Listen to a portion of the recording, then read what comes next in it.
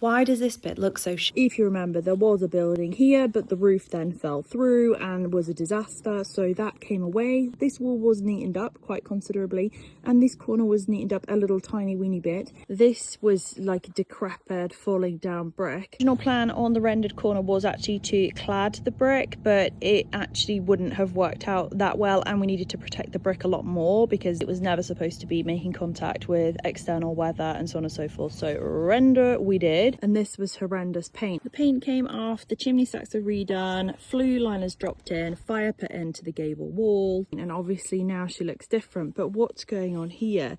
This largely is to do with drainage, and that involved digging right down with the digger and then laying a French drain all the way along and around the house. We had the guttering and the drainage done because there was no drainage. That all goes to a soakaway over there. But then there's still a question of why does it still look like this?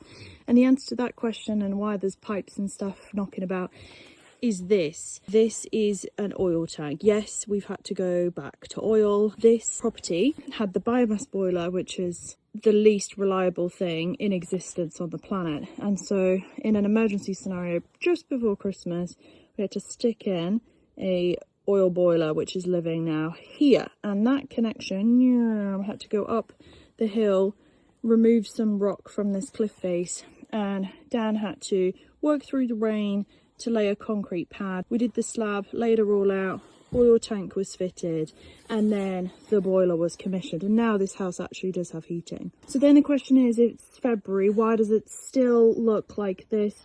Largely because of the weather. This has been a swamp quagmire, no way of getting machinery in. But now that we've got some dry days, we're going to tidy up all of this, we're going to tidy up all of this so that this looks a little bit neater than it does now. Not perfect. The guttering still needs to come down here. The soil stack we need to extend and take it up past that window, clean up the gutter, tidy up around the floor, landscape this, plant a bush where Elon is. Elon needs to go up onto the roof, and then realistically this corner is just going to be absolutely unrecognizable. Oh, and replace the fence. Still lots and lots and lots of tidying up to do here, but that explains why this looks like this, but actually is significantly better than it was when we arrived. I do have a question though. Can anybody think of any ideas for how they could utilize some of these giant rocks? There are also some fairly flat slabs over here. Wondering how we could utilize these to keep them instead of just burying them again. Thoughts on a postcard in the comments.